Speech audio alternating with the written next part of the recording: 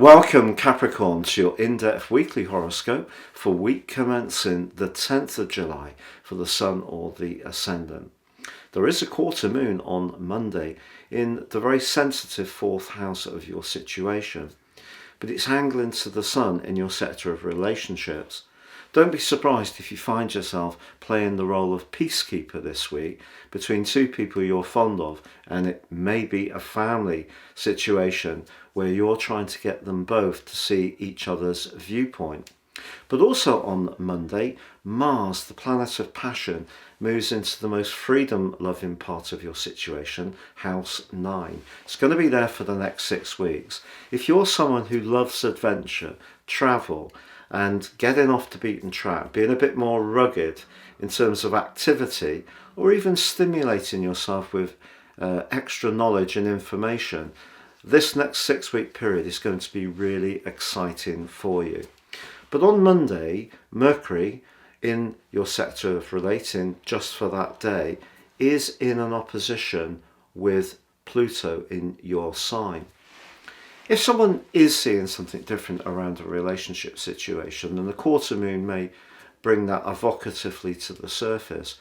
Try to take as patient an approach as possible. Even if you feel really frustrated, your ability to detach yourself a little bit is emphasised by the Sun at the present time. And because Uranus is linking to the Sun brilliantly from midweek, in some ways, just detaching yourself and giving the situation some oxygen and not necessarily trying to manage it through too carefully could actually be more successful than trying to micromanage it. But also on Tuesday, Mercury then moves into the sign of Leo. In Leo, Mercury is given a greater platform to articulate its way of expressing ideas.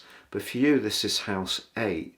So you may find that whatever somebody has been telling you, or whatever they continue to tell you this week, you have a very perceptive way of not necessarily acknowledging what they're saying, but just actually knowing what they really mean. And of course, the two things are not necessarily the same. But if you do need to think deeply about longer term finance, pensions, investments, savings and so on, then Mercury in the 8th house can be very useful in a practical way.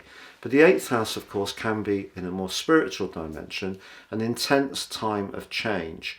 And that's where Venus is as well. And Venus links to Neptune, the planet of spirituality. But this link this week is an obtuse one. It's a quincunx.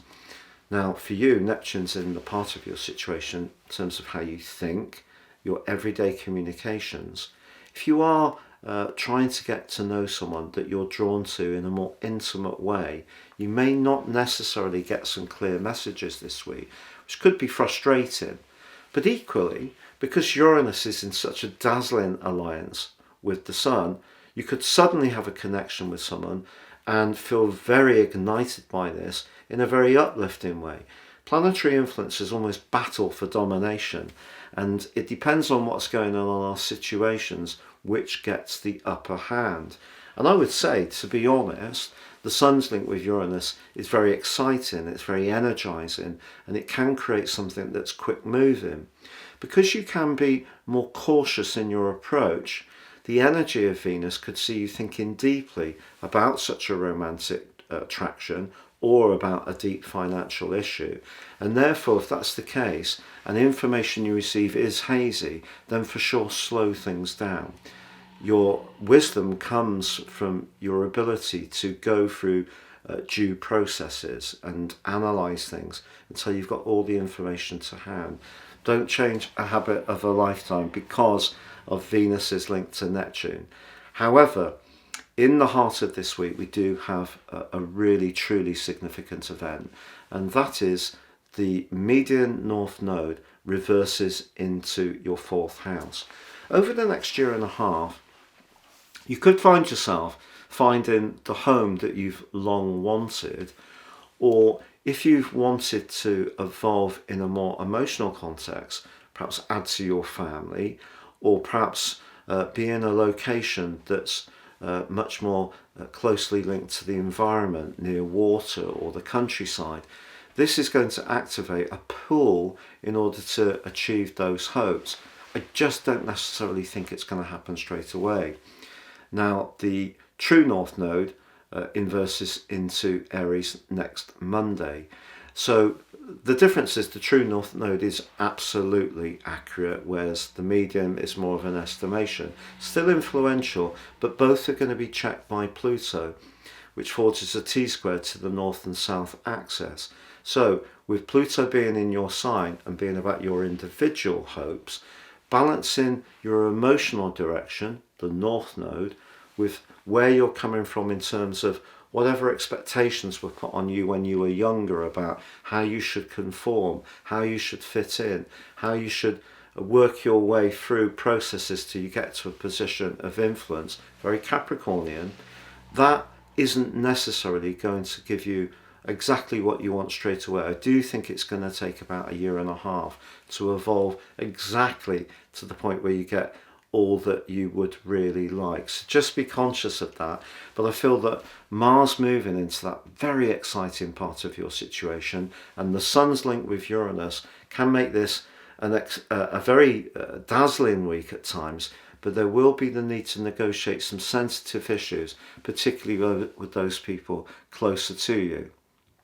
It's been a real pleasure being with you, Capricorn. Thank you so much for joining me. If you would like to ascend above this zodiac broadcast and embrace more serious astrology, if you order your year 2024 personal forecast now, based on your unique birth data, I will prepare for you the rest of 2023, and in my special package, you'll get 30% off and also your character analysis report, your life roadmap, which really gives you some incredible understandings of the patterns that have played out in your situation so far.